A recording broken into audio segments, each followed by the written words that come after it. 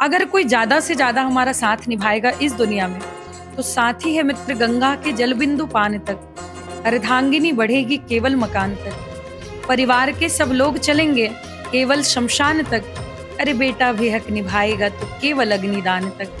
Science की विद्यार्थी रही हूँ शुरू से, और साइंस की स्टूडेंट होने की वजह से मेरा लगाव फिजिक्स, केमिस्ट्री, बायो और इंग्लिश इत्यादि विषयों पे अधिक था।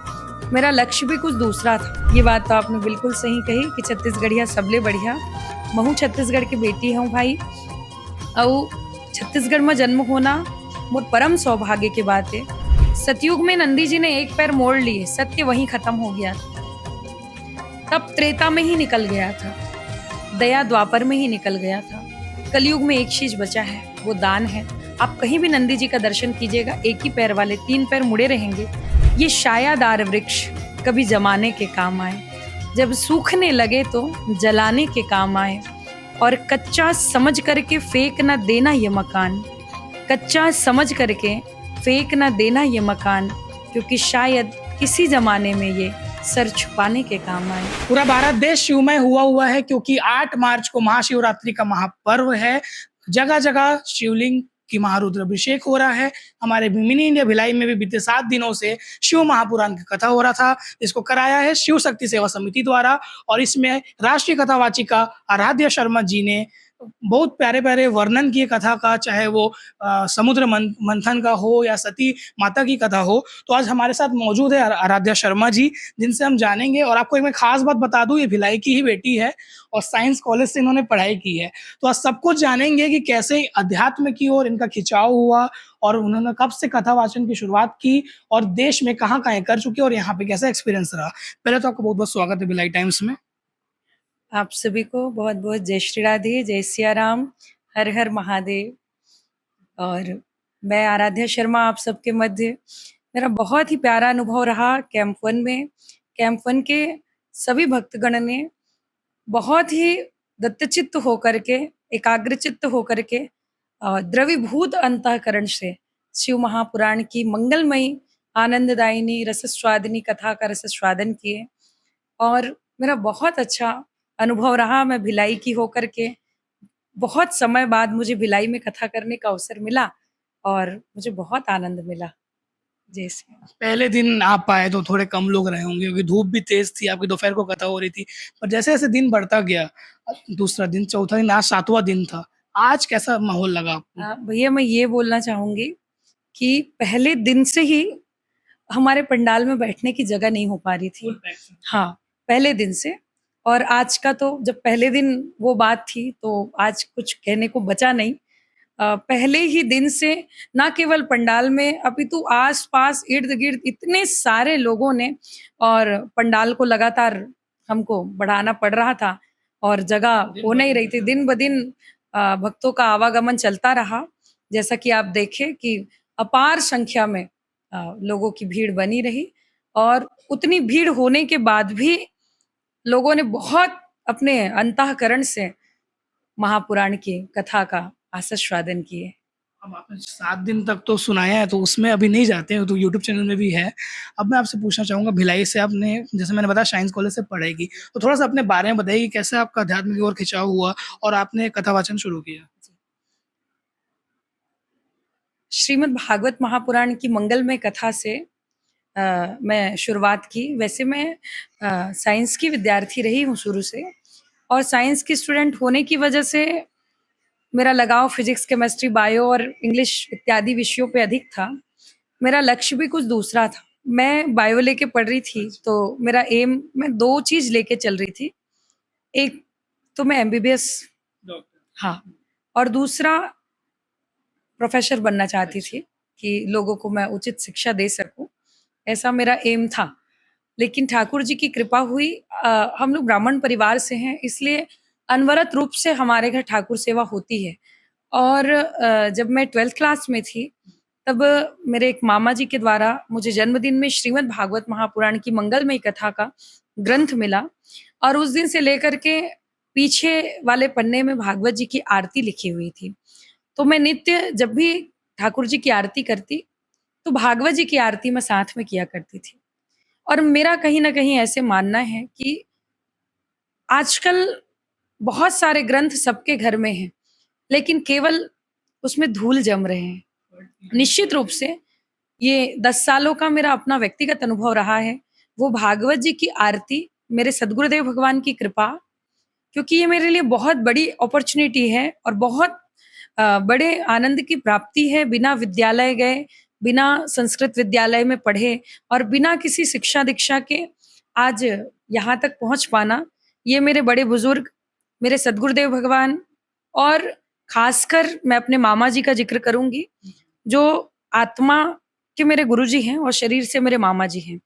उनकी बहुत अत्यधिक प्रेरणा से और मेरी माताजी के पिताजी के अनंत आशीर्वाद से, सद्गुरुदेव भगवान की अनंत कृपा से मैं यहाँ पे हूँ। भागवत जी की आरती से मैंने शुरुआत की है और वो आरती करते एक मन में ऐसा भाव आया कि मैं भी कथा कर सकती हूँ। और हमारे मेरे गाँव के ही नज़दीक, उरला के नज़दीक एक परसदा करके गाँव है, जहाँ मेरे नाना जी के परम मित्र आदरणीय भुजबल प्रसाद साहू जी रहते हैं। उन्होंने पूर्ण समर्पण के साथ मुझे नारियल भेंट किया और मेरी पहली कथा बहुत ही अच्छी रही। वहीं से शुरुआत हुई। जी, बहुत ही अच्छी रही, बहुत आनंदमय, जिसमें मेरे पूरे परिवार के साथ पूरा परसदा ग्राम भागवतमय हो गया था और उस दिन से लेकर के आज तक वो कथा अनवरत चल रही है। पीछे मुड़ के नहीं देखा। देखना नहीं पड़ा ठाकुर जी की कृपा से। बस यही मेरे जीवन का अनुभव रहा है। 2015 करीबन से आपको जी, पहला जी, जो आप बता रहे थे। जी। मैं कॉलेज सेकंड ईयर से ही इस कथा का शुभारंभ कर दी थी। शिव महापुराण की कथा मैंने अभी-अभी शुरू की। मुझे 1 ही महीने हो रहे हैं शिव महापुराण की कथा किए। यहाँ पे पहला है कि यहाँ तीसरे नंबर की कथा हो रही है। पहले नंबर की कथा जब मैं कर रही थी अकोला के पावन धाम में, अच्छा जी, यही हमारे इस अकोला के विषय में भी करना, मैं कुछ बातें आप सबको बताना चाहूँगी। अनवरत 60 साल से वहाँ ऐसा शिवलिंग है जिसको करपात्री जी ने अपने हाथों से स्थापित किया है और अनवरत रूप से वहाँ यज्ञशालाएं बनती हैं, यज्ञशाला बनी हुई हैं, यज्ञ होता है और अनंत वर्षों से अलग-अलग महापुरुषों का कथा के द्वारा रसस्वादन करते हैं लोग। उस अकोला धाम में जहाँ 60 वर्षों तक महादेव की पावन कथा और यज्ञ जहाँ बरस रहा है निरंतर, ऐसे पावन स्थान में मैंने शिव महापुराण की कथा का शुभारंभ किया। ये मेरे लिए जी बहुत बड़ी उपलब्धि रही और मुझे करपात्री जी की अनंत कृपा, वहाँ कृपा का आभास हुआ। आप साइंस की स्टूडेंट रही हैं आप, तो कई ऐसे अभी हमारे पास एग्जाम्पल है जो धर्म और साइंस को लेके चलते हैं। मतलब एग्जाम्पल तो आपको भी कभी महसूस होता है जैसे आप कभी कोई कथा पढ़ते होंगे तो इसका कुछ तो साइंटिफिक रीजन भी है। बिल्कुल। मैं साइंस की स्टूडेंट हूँ और भागवत जी की जब हम आरती गाते हैं, भागवत जी की पौराणिक आरती में ही इस बात को कह दिया गया है, आरती अति पावन पुराण की, धर्म भक्ति विज्ञान खान की।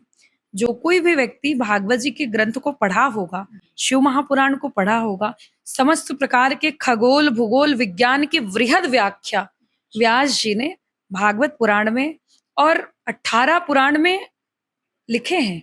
तो मुझे ऐसे लगता है जब मैं इस साइंस को पढ़ी थी तो उनका वृहद वर्णन मुझे भागवत में पढ़ने को मिलता है और बहुत प्रकार से मैं प्रैक्टिकल होकर के साइंस के साथ अपनी कथा को जोड़ करके अपनी बातों को रखना पसंद करती हूँ। पुष्टि जब हो जाता है तो अपने आप में लगता हो कि मैं वो सही चीज बता। जी, बिल्कुल। आप जैसे आपकी जब आप सेकेंड ईयर में थे, आपने कथा वाचन शुरू किया, तो आपके जो उम्र के और आपके फ्रेंड रहे होंगे, दोस्त रहे होंगे, सहेलियाँ रहे होंगी, तो कई कुछ लोग रहते हैं अध्यात्म से जुड़े रहते हैं और कुछ लोग आजकल फैशन रहते हैं, जो ज़रूरी चीज़ है, रहना चाहिए। तो उनके लिए आपका लिए क्या सजेशन है? मतलब अध्यात्म कितना ज़रूरी है? वैसे आप हमारा पूरा देश राममय हुआ है, पूरे विश्व में उसका डंका बजा है, उसके लिए क्या कहना चाहिए? देखिए, धर्म में वैसे मेरे सारे जितने मित्र हैं, मेरा पूरा परिकर, चाहे मेरा विद्यालय परिवार, मैं अपने कॉलेज की बात करूँ वहाँ, मेरे लिए ये बहुत बड़ी उपलब्धि है कि मुझे ऐसे लगता है कि मैं अजात शत्रु हूँ। मैं जैसे कि अपने कथा में भी कहती हूँ, मेरे सारे मित्र का भी मुझे उतना ही स्नेह मिलता है, अपने पूरे परिवार का मुझे उतना ही संरक्षण मिलता है और आस-पास के जितने भक्त होते हैं, उन सबका भी मुझे बहुत प्रेम मिलता है। तो मेरे लिए ऐसे कभी नहीं लगा, सब लोगों ने मिलकर के मुझे बहुत सपोर्ट किया, आगे बढ़ाया। आपने जैसा पूछा कि आध्यात्म कितना आवश्यक है, इसमें मैं 2 बातें कहूँगी। एक तो धर्म होता है और एक परम धर्म होता है। जैसे एक पिता अपने परिवार का पालन करता है, वो उन पिता का धर्म है। माँ अपने बच्चे के लिए भोजन बनाती है, ये एक माँ का धर्म है। लेकिन ऐसे सांसारिक जीवन के अलावा एक हमारा परम धर्म होता है, और परम धर्म उसको कहते हैं कि जो यहाँ भी हमारे साथ रहे और उस लोक में जाने के बाद भी जो हमारे साथ जाए। जैसे पूज्यपाद बिंदु जी लिखते हैं, अगर कोई ज्यादा से ज्यादा हमारा साथ निभाएगा इस दुनिया में, तो साथी है मित्र गंगा के जल बिंदु पान तक, अर्धांगिनी बढ़ेगी केवल मकान तक, परिवार के सब लोग चलेंगे केवल शमशान तक, अरे बेटा भी हक निभाएगा तो केवल अग्निदान तक, इसके तो आगे भजन ही है साथी, और भजन के बिना तू अकेला रहेगा, अरे मन ये 2 दिन का मेला रहेगा, न कायम जगत का झमेला रहेगा। मेरा ऐसा मानना है, it is your personal property, it can not be divided. ऐसा भगवान का नाम ही है, भगवान का भजन ही है। दुनिया में हम जितनी भी संपत्ति कमा ले, उन सभी संपत्ति का बंटवारा होता है, हमारे बाद हमारा बेटा, उनके बाद उनका बेटा, लेकिन भगवान का जो नाम है it can not be divided. भगवान का नाम यदि हम लेते हैं तो इसका बंटवारा परिवार का कोई भी सदस्य नहीं कर सकता। ये इस लोक में भी हमको सुख देगा और उस लोक में भी हमारे साथ रहने वाला है। इसलिए भगवान नाम संकीर्तन से ही तुलसीदास जी ने प्रमाणित किया है। कलयुग में बहुत प्रकार के यज्ञ, तप, पूजा पाठ, कलयुग के लोग बहुत प्रमादी हैं, बहुत आलस्यता से भरे हुए हैं, इसलिए बहुत ज्यादा यज्ञ, पूजन, हवन, पाठ और माला लेकर के बैठ नहीं सकते। उन सभी भक्तों को मैं एक निवेदन करना चाहूंगी, अगर एक आसन पर बैठ करके भी भगवान का नाम नहीं ले सकते, मंदिर भी नहीं जा सकते, तो उन सबको मेरा एक संदेश कि खाते पीते, उठते बैठते, सोते जगते, अनवरत अहरनिश जिस समय भी बन सके भगवान को याद करना, भगवान का नाम लेना चाहिए। भगवान के नाम में इतनी शक्ति है कि वही संसार रूपी कलिकाल से, संसार रूपी भवाडवी से हम जैसे जीव को तार सकते हैं। एक और शिव महापुराण का कथा आपने सुना है यहाँ पे, तो पशुओं से भी भगवान शिव का नाता रहा, चाहे वो नंदी हो, गौ माता को तो माता ही बोलते हैं, और बाबा भैरव का रूप भी माना जाता है स्वान को। आज स्वान मतलब डॉगी को, जो हमारे गली के कुत्ते होते हैं, अभी कोई आजकल देखा जाता है कि क्रूरता लोगों के अंदर बढ़ रही, चाहे वो गाय के प्रति हो, वही लोग उस गाय को रोटी खिलाएंगे, खा लेंगे तो डंडा मार के भगाएंगे, चाहे कुत्तों की बात हो, तो उनके लिए क्या आपका एक रही बात तो भैरव बाबा की सवारी है। सवाल? हाँ, जो काले कुत्ते होते हैं उनको तो मैं नमन करूं। और गौ माता के लिए मैं कहना चाहूं, आजकल गौ माता केवल एक जीव का नाम नहीं, हाँ, केवल एक माँ का नाम नहीं, वो पूरी निर्वाणा कंट्री को पवित्र करने में उनका एक अभूतपूर्व सहयोग है गौ माता का। गौ माता के बिना हम अपने ऐसे जीवन की कल्पना नहीं कर सकते। उनके दुनिया में ऐसा कोई व्यक्ति नहीं है जिसके मल का, जिसके मूत्र का उपयोग किया जाए, लेकिन गौ माता ऐसी है जिनके मल का भी उपयोग करके, गोबर का उपयोग करके अनेक प्रकार की बीमारियों से हम सबको लाभ की प्राप्ति होती है। और ये जितने बड़े बड़े यज्ञ हम कर रहे हैं, अधर्म जितना बढ़ रहा है उतना ही धर्म भी बढ़ रहा है, और धर्मार्ग में चरण रखने के लिए हमको जैसे यज्ञ करना है, अनुष्ठान करना है, तो बिना दूध, बिना दही, बिना पंचगव्य, और यज्ञ कुंड में तो बिना घी के हम कल्पना नहीं कर सकते। और गौ माता नहीं रहेंगी, गौ माता ही नहीं रहेंगी, तो फिर ये घी और दूध की हम कल्पना कैसे करें। जिस दिन गौ माता, गौवंश समाप्त हो जाएगा, अपने आप उस दिन यज्ञ होने बंद हो जाएंगे, क्योंकि घी नहीं रहेगा तो यज्ञ की कल्पना नहीं हो सकती। तो बस सब गौ माता के शरीर में 33 कोटि देवी देवताओं का वास है। मेरा निवेदन है, मेरी प्रार्थना है, वो हमारी माँ है, जिनको स्वयं भगवान श्री श्याम सुंदर ने बैल जिसमें बाबा बैठते हैं भगवान, वो साक्षात धर्म है। पहले समय में सतयुग में धर्म के 4 चरण हुआ करते थे, सत्य, तप, दया और शौच। सतयुग में नंदी जी ने एक पैर मोड़ लिए, सत्य वहीं खत्म हो गया था, तप त्रेता में ही निकल गया था, दया द्वापर में ही निकल गया था। कलयुग में एक चीज बचा है, वो दान है। आप कहीं भी नंदी जी का दर्शन कीजिएगा, एक ही पैर वाले, 3 पैर मुड़े रहेंगे, एक पैर का उनका दर्शन होगा।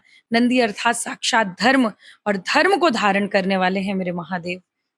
पूरी दुनिया जिसका परित्याग कर देती है, जैसे धतूरे का फल, वो किसी को प्रिय नहीं है, मेरे बाबा ने उनको ग्रहण किया।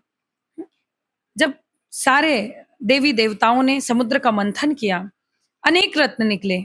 उन अनेक रत्नों में एक पहले ही विष में, पहले ही मंथन में विष निकल गया। सब एक दूसरे को देखने लगे, विष पीने वाला कोई नहीं रहा। महादेव कहते हैं जिसको पूरी दुनिया परित्याग कर देती है उसको मैं ग्रहण करता हूँ। और बाबा ने अपने लिए नहीं, देवताओं के लिए नहीं, पूरे विश्व के कल्याणार्थ के लिए उस विष को धारण किया, जिससे बाबा का पूरा कंठ नीला पड़ गया और बाबा का नाम पड़ा नीलकंठ। जी। सौरभ जायसवाल जो हमारे शिव शक्ति समिति के अध्यक्ष हैं, उन्होंने आयोजन करा, पिछले 2 सालों से करा रहे हैं, उनके लिए क्या कहेंगे और कैसा आपको भिलाई में लगा कैंप 1 में? जी जी जी, सौरभ जायसवाल जी के लिए तो मैं ये कहूंगी, बाजू में बैठे हैं, दिखा भी दो हमको।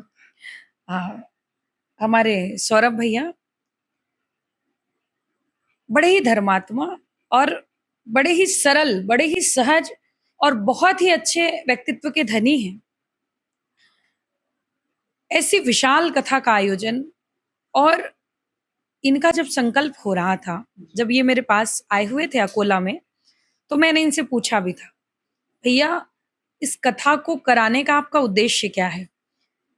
आपका जो भी उद्देश्य है, बाबा की कथा कल्प वृक्ष है, आप यहाँ बैठ करके जो भी कल्पना करके करेंगे, निश्चित रूप से समस्त प्रकार की मनोकामना महादेव पूरी करेंगे। क्या आपका कोई पारिवारिक स्वार्थ है, आपका व्यक्तिगत कुछ मांग है महादेव से, या आप क्या सोच रखते हैं? तो उनकी एक बहुत अच्छी बात जो मुझे हृदय स्पर्शी लगी, उन्होंने कहा ना केवल मेरे लिए, ना केवल कैंप 1 भिलाई के लिए, ना केवल मेरे परिवार के लिए, ना केवल मेरे राज्य के लिए, अपितु बाबा महाकाल को विश्वनाथ कहते हैं। तो ये जो विश्वनाथ भगवान हैं, भयंकर कोरोना नामक महामारी में जितने प्रकार के लोग, जितने प्रकार के जीव का कारण अकारण निधन हुआ, और कोई सामर्थ्य है इस कथा को करा पाने में? कोई सामर्थ्य नहीं है किसी का। तो किशोरी जी, मैं ये चाहता हूँ पूरे विश्व कल्याणार्थ के लिए मैं इस कथा को कराऊं, और कारण अकारण जिन लोगों की मृत्यु हुई है, उन समस्त जीवों को, पूरे विश्व में होने वाली इस घटना से समस्त जीवों को मुक्ति मिले। तो जिनका इतना विशाल हृदय है, जिनकी इतनी कुशाग्र बुद्धि है, ऐसे धर्मपथिक को, भाई को मैं बहुत बहुत बाबा महाकाल से प्रार्थना करूंगी कि उनका पूरा जीवन मंगलमय हो, और बहुत ही सुखद रूप से, बहुत ही शांति पूर्वक, बहुत ही सहजता से। कहा गया है ये अपने टीम की अध्यक्षता करते हैं, सौरभ जायसवाल जी अपनी टीम के अध्यक्ष हैं, कैप्टन हैं।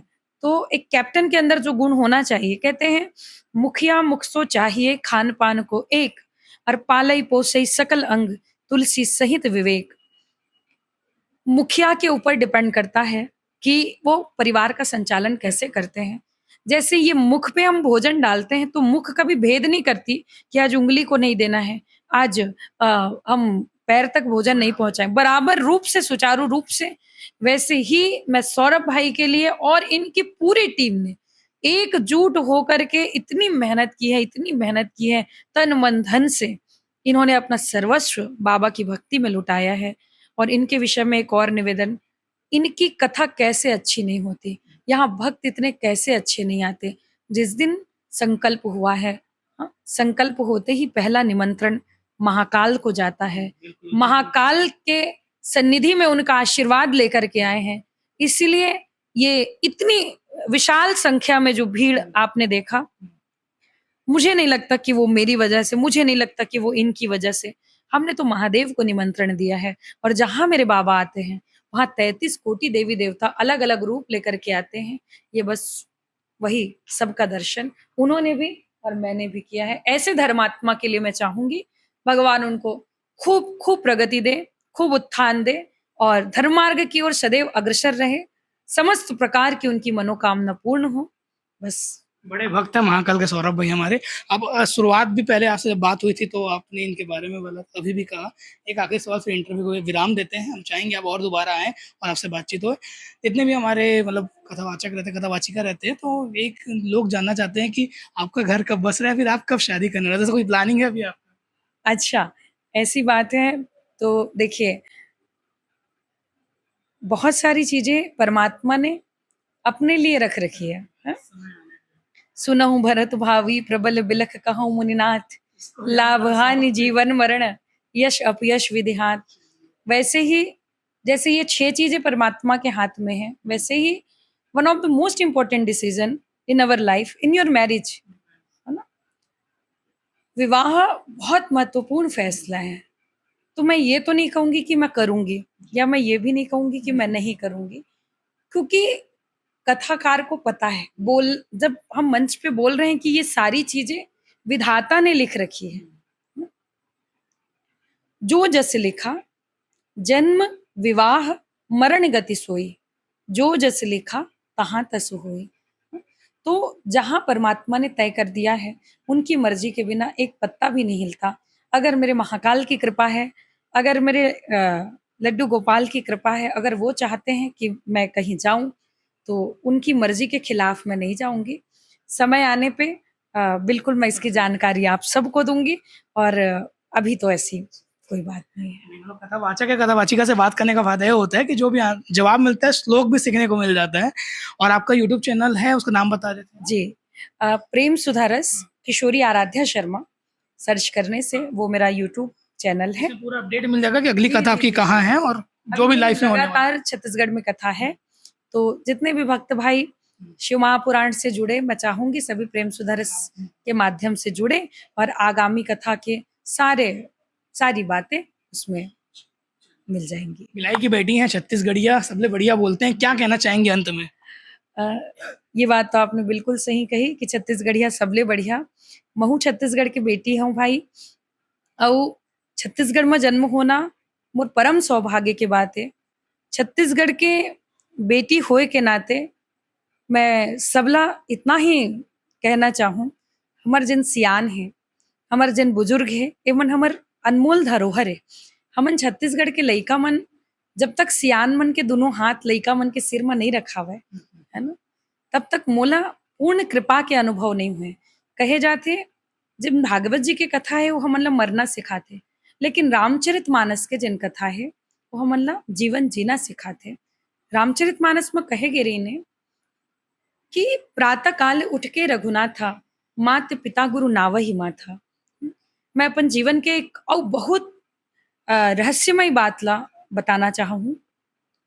मोर जीवन में जब से मैं पहली पढ़े हूँ, पहली क्लास से लेकर के अभी तक ऐसे कोई भी दिन नहीं है जिन दिन मैं अपन माता पिता के सुबह उठ के प्रणाम नहीं करे हूँ।